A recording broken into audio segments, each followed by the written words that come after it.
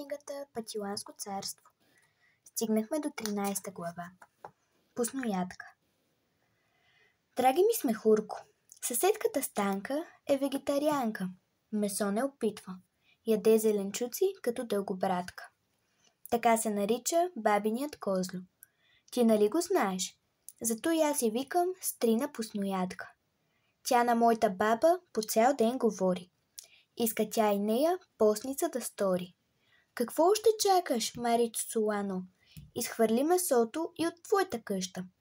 Постното започвай, докато е рано. После ще се каеш, ала се не връща. Ако не престанеш с месо да се храниш, тройно по-дебела от сега ще станеш.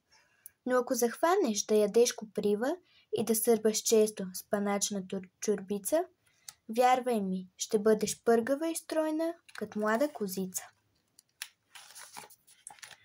Много се не чуди баба Цуцулана, пусноядка стана. За наш дебеланка и за котаранча тежка скръб настана. Ала козло бабин навири рогата и още по-гордо заклати брадата. Радост за лулего, че баба ще дъвче трева като него. Веднъж рано стана баба Цуцулана. Събуди и мене. Ставай, Патилане, стига ти лежане. Днеска никой вкъщи няма да остане. Събуди децата. Ще отидем всички оттатък реката. Там покрай гората ще берем коприва. Бива, бабо, бива, рекох аз и скочих. Моите патиланци веднага събудих. И те долетяха. Кошниците взеха, лудо закрещяха. Бабо, да си жива! Ще играем юнашки и ще ти наскубем 3 коша коприва. И тръгнахме всички весели, честити. Чичахме, крещяхме, гонихме връбците. Минахме реката, стигнахме гората. И взехме да скубем в кошници коприва. Баба се прозина, поседна и рече. На, какво започна да ми се доспива? Уж не е далече, а докато дойдем, слънцето припече. И сега по-трудно се пристъпва вече. Слушай, Патилане, доведи децата да си поотдъхнем тука на тревата. Отдъхни ти, бабо, викнаха децата. Весел Патиланец умора не знае. А пък таз поляна, я погледаш каква е. 3 дни да я гледаш, да се не нагледаш. 9 дни да тичаш, да се не натичаш. Ние ще играем, ще берем коприва. При теб ще я носим. Нали така бива? Какво ви се иска, така направете. Повече коприва само наберете. Кошниците двете тука напълнете.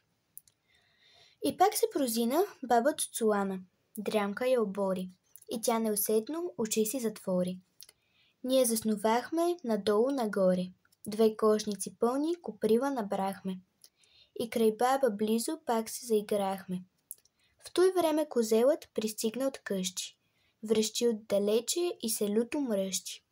Сърди се, задето сме дошли без него. Той стигна до баба. Кошниците зърна, доде го погледнем и двете обърна. Лицето на баба обсипа с коприва. Дигна ръце мигом баба Цуцулана. Лицето си хвана. Скочи, ахна, викна, да тропа захвана. После се затири, тясна и се стори ширната поляна. Козелът избяга, ние зад храст се скрихме. После се съвзехме. Намокрихме кърпи, втурнахме се всички. Бабо, на студенко, ето мокра кърпа, турни на лицето. На ти още, бабо, турни на ръцете. Олеле, лицето, я го погледнете, колко е червено, колко е подуто. Ех, че като викна баба Цуцулана. Червено, подуто, чакай да ви кажа, дяволи проклети.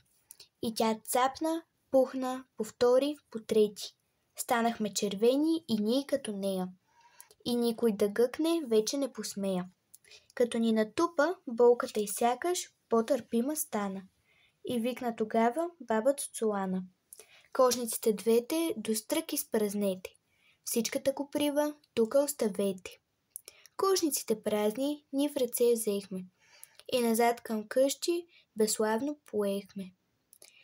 Баба Цуцулана с чадъра прикри се, но не щеш ли тъкмо пред нашата порта, стрина пусноятка, пред нея яви се. Мари Цуцулано, на какво приличаш? Кажи, какво стана? Ех, че като пламна баба Цуцулана. На какво приличам, пък и смееш да приказваш? Махай се от тука. Ако ще е дебела, като слон да стана, позна храна вече няма да подхвана. Че така сме хурко, баба Цуцулана за ден и допладне пусноятка стана. И по този случай позачерви малко черните ни кожи. Но без той не може. Де щяхме да помним, че лекари бяхме. Така или инак, но пак се насмяхме. Поздрав най-сърдечен от мен и от моите славни патиланци. Твой приятел вечен, весел Патиланчо.